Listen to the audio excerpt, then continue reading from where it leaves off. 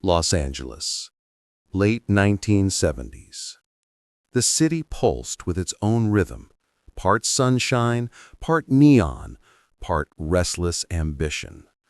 This was a place where dreams were built and broken in the same week, where freeways carved scars through desert and concrete, where the air itself seemed thick with possibility. And on this day, the city was holding its breath for one man, Muhammad Ali. Crowds had been gathering since the early morning.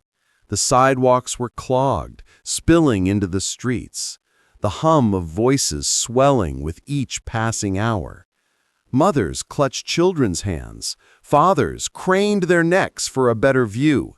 Vendors shouted over the chaos, selling paper flags, soda bottles, posters with Ali's smiling face. Heat shimmered off the asphalt. Camera crews jockeyed for position, adjusting microphones, preparing their lenses.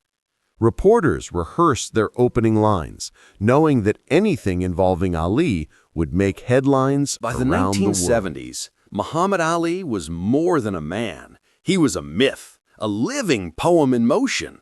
He had faced down Sonny Liston, shocking the world with his speed. He had refused to fight in Vietnam, sacrificing his title and his livelihood in the name of conscience. He had gone from exile to triumph, reclaiming the heavyweight crown in Zaire against George Foreman in the Rumble in the Jungle. He was adored. He was hated. He was unstoppable. Ali was rhythm and bravado, charisma and defiance. When he spoke, it wasn't mere talk, it was music. Float like a butterfly, sting like a bee. I am the greatest. Every word was a performance, every gesture a declaration. But underneath the bravado was something people often missed. A man who saw, who felt, who cared. And on this hot Los Angeles afternoon, that side of him would reveal itself more clearly than any headline ever had.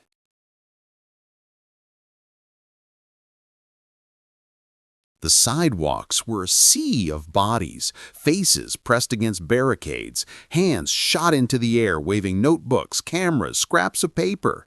People shouted his name with such desperation it almost sounded like prayer. Children sat perched on shoulders, waving and screaming. Teenagers pushed forward, eyes shining with hope. Even the elderly came, leaning on canes, wanting just one glimpse of the man who had defied time, war, and expectation. For most, it was a moment of celebration, but for one little boy, it was something else. He was small, no more than 7 or 8. His clothes were slightly too big, his sneakers worn thin. His hair stuck to his forehead in messy strands.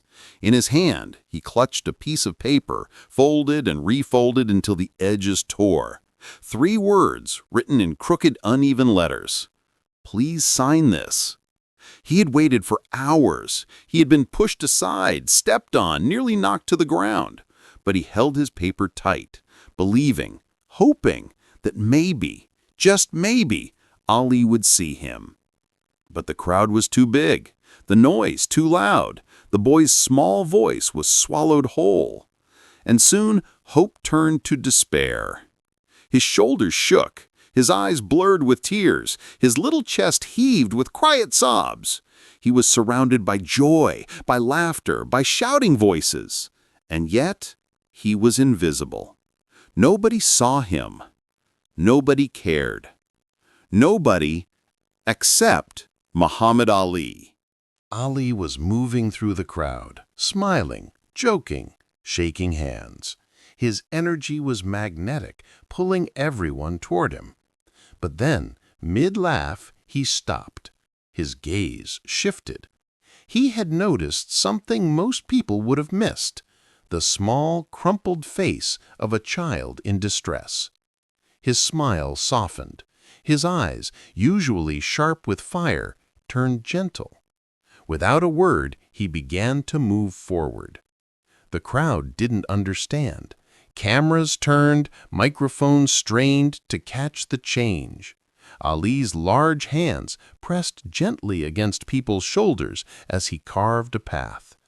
He stopped in front of the boy, lowered himself, looked him in the eye. "Why are you crying, little man?" The boy's lips trembled. His paper shook in his tiny hands.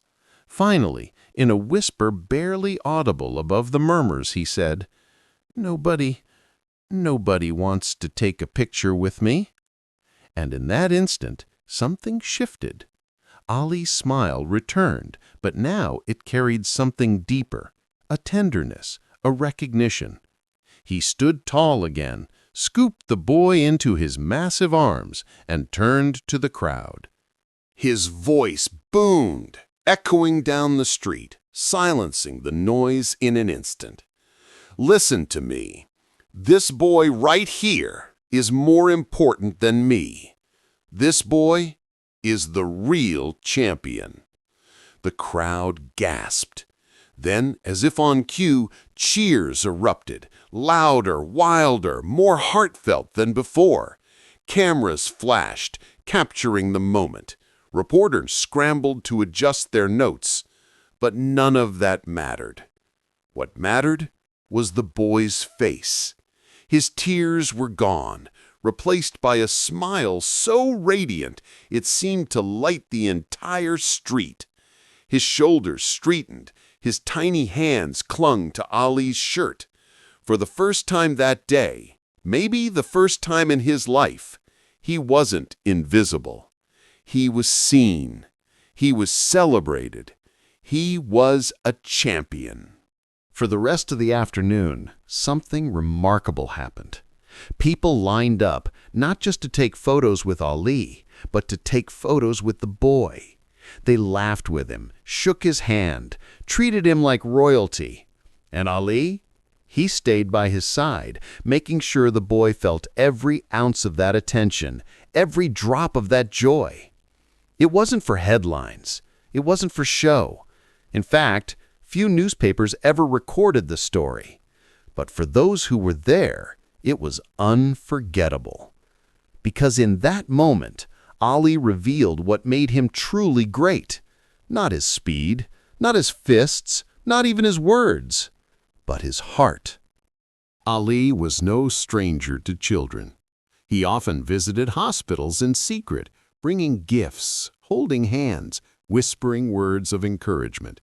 He refused to let cameras follow him. He didn't want applause. He wanted authenticity.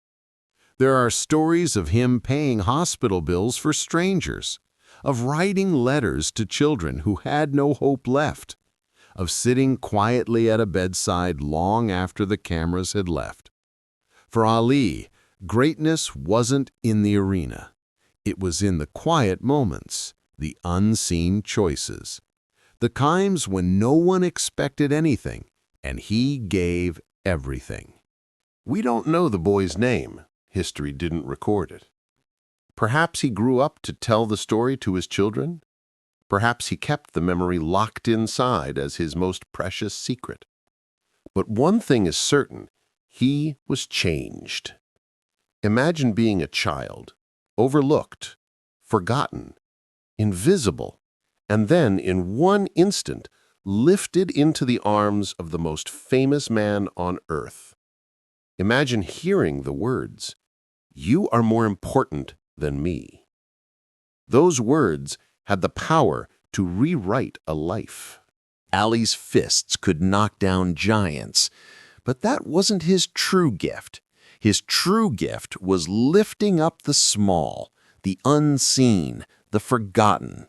He understood something most of us miss, that the measure of greatness is not how many cheer for you, but how many you make feel seen, valued, and loved. And in that moment, under the burning Los Angeles sun, Muhammad Ali proved, once again, that he was not just the greatest fighter, he was the greatest human being. Years later, when people recall Ali, they recall the rumble in the jungle, the thrilla in Manila, his battles with Frazier, Foreman, Liston. But perhaps the truest reflection of his greatness is not found in a ring, not found in victory or defeat, not even in his poetry or politics. It's found in a little boy, a crumpled piece of paper, a few quiet tears in the middle of a screaming crowd, and a champion who chose to see him. Because sometimes the greatest punch is not the one that lands, it's the one that lifts.